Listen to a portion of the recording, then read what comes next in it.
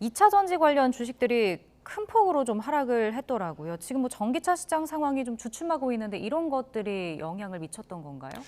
사실 뭐 두 가지 부분이 있는데요. 일단은 2차 전지 주식들이 고평가됐다라는 평가는 늘 있습니다.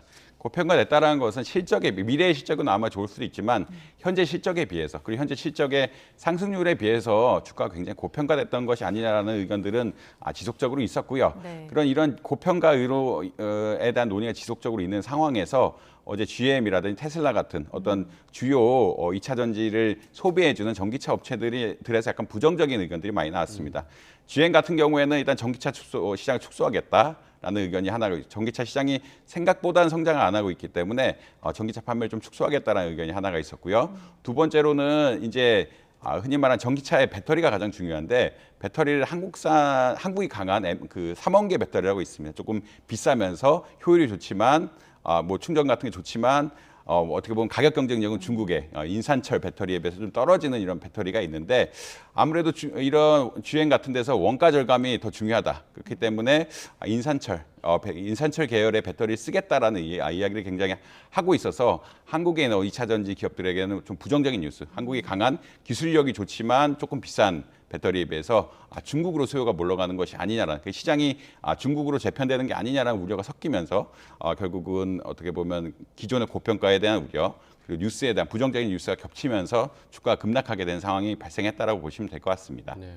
방금 전에 뭐 GM 얘기도 해주셨지만 테슬라 최근 실적이 좀 좋지 않더라고요. 계속 부진을 면치 못하는 상황인데, 이렇게 전기차 시장의 상황이 좋지 않은 거 어떤 이유가 좀 있을까요?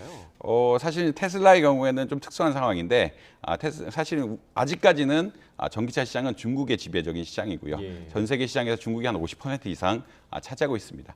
근데 지금 중국이 흔히 말하는 반값 전기차 이야기가 나올 정도로 가격 경쟁이 격화됐습니다. 네. 특히나 이제 예전에는 배터리에 대해서 혹은 전기차에 대해서 중국이 보조금 굉장히 많이 줬는데, 이것을 점차 이제 걷어가는 추세고요.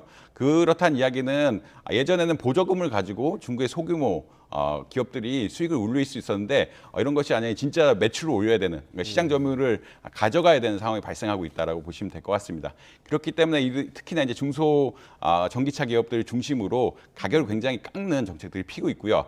가격을 굉장히 깎는 상황에서 테슬라가 가격을 높일 수가 없거든요. 가격을 높일 수가 없는 상황이고, 이에 따라서 중국의 가격을 내렸습니다. 중국의 전기차 가격을 내리면서 흔히 말하는 이자 수익의 마진이 많이 줄었다라고 이야기하고 있고요. 그래서 매출액은 증가하지만 순이익은 44% 이상 감소했거든요.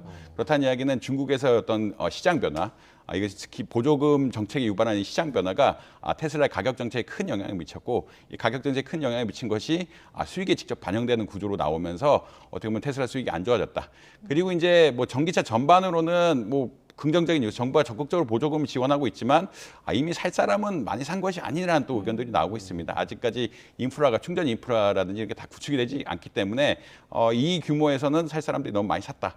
그리고 특히나 자동차를 바꾸는 것이 또 보수적인 분들이 있거든요. 기름차가 굳이 있는데 내가 전기차를 바꿔야 되라는 이런 보수적인 생각을 가지시는 분도 있어가지고 예측보다, 그러니까 예전의 예측보다는 조금 시장 성장이 더딜 것 같지 않냐라는 또 의견들이 겹치면서 전기차 시장에 약간은 부정적인 뉴스들이 나오고 있다라고 보시면 될 것 같습니다.